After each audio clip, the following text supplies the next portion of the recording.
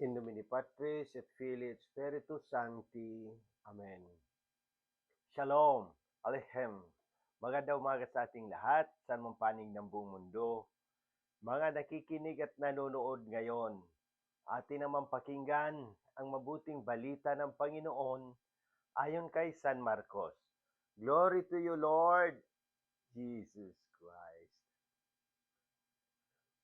Noong panahong iyon, sinabi ni Jesus sa mga tao, ang paghahari ng Diyos ay maitutulad sa isang naghahasik ng binhi sa kanyang bukid.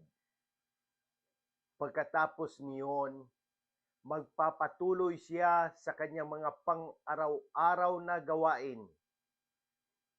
Tutubo at lalago ang binhi nang hindi niya nalalaman kung paano. Ang lupa'y siyang nagpapasibol at nagpapabunga sa mga pananim. Usbong muna sa kauhay na pagkatapos ay mahihitik sa mga butil. Pagkahinog ng mga butil, agad itong ipagagapas sapagkat dapat nang anihin. Sa ano natin ihahambing ang paghahari ng Diyos? Sabi pa ni Jesus. Anong talinghaga ang gagamitin natin upang ilarawan ito? Tulad ito ng butil ng mustasa na siyang pinakamaliit sa lahat ng binhi. Kapag nagtatanim na at lumago, ito'y nagiging pinakamalaki sa lahat ng puno ng gulay.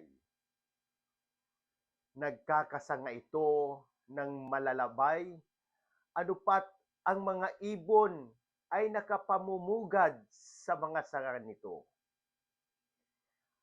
Ang salita'y ipinangaral ni Jesus sa kanila sa pamamagitan ng maraming talinghagang tulad nito. Ayon sa makakaya ng kanilang pangunawa. Hindi siya nangaral sa kanila nang hindi gumagamit ng talinghaga. Ngunit ipinaliwanag niya ng sarilinan sa kanyang mga alagad ang lahat ng bagay.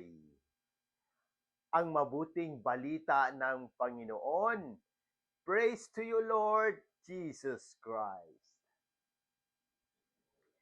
Pagnilaya natin bilang mga Romano Katoliko sa mabuting balita ngayon, ipinapakita ni Jesus na ang paghahari ng Diyos ay parang binhing itinanim.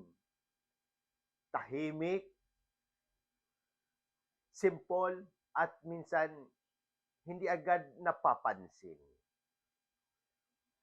Pero patuloy na lumalaki dahil sa kapangyarihan ng Diyos. Hindi kontrolado ng tao ang paglalago. Ang mahalaga ay ang pagiging tapat sa paghahasik. Maraming beses gusto natin ng instant results. Instant pagbabago ng tao. Instant kabanalan. Instant solusyon.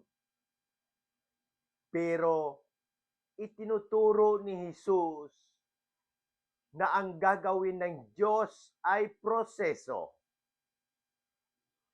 Habang tayo'y nagdarasal, gumagawa ng kabutihan, at namumuhay ayon sa Ebanghelyo, ang Diyos na mismo ang kikilos sa puso ng mga tao.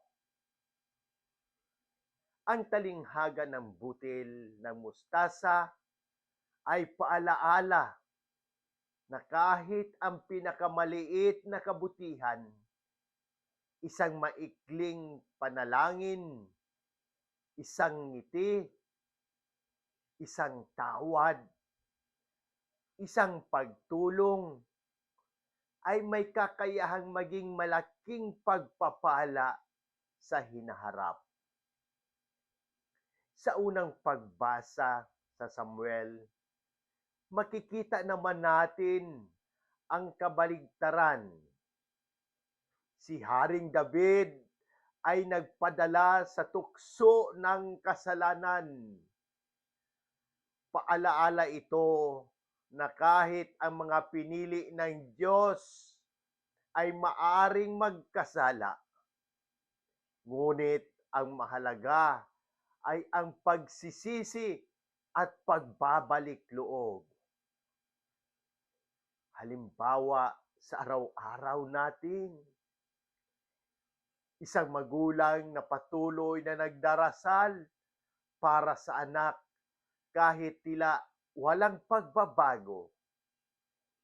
Isang empleyado na tapat sa trabaho kahit walang pumapansin.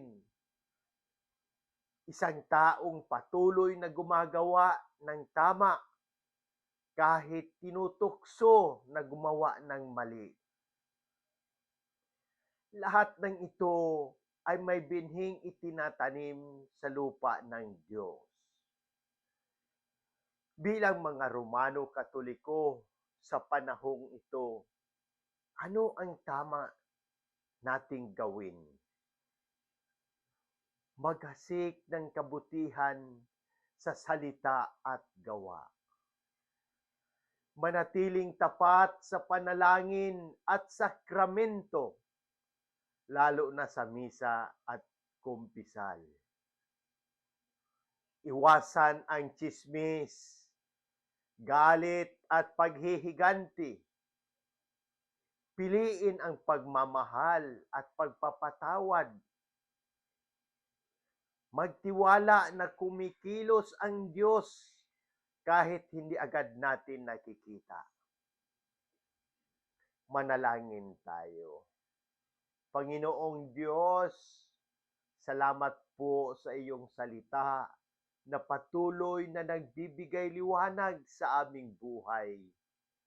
Turuan mo kaming maging tapat na tagapaghasik ng kabutihan kahit maliit, at magtiwala na ikaw ang nagpapalago ng lahat. Inaalay po namin sa iyo ang lahat ng may karamdaman at taimtim naming idinadalangin ang agarang paggaling ni Monsignor Ismael, Padre Arnel, Padre Ayan, Padre Lorenzo Boots, Padre Cesar Laurio, Raul, Jonah, Rachel Kay, Adila, Fatima, Raymond Lawrence, Faith, at ng aking buong pamilya na nagdadarasal.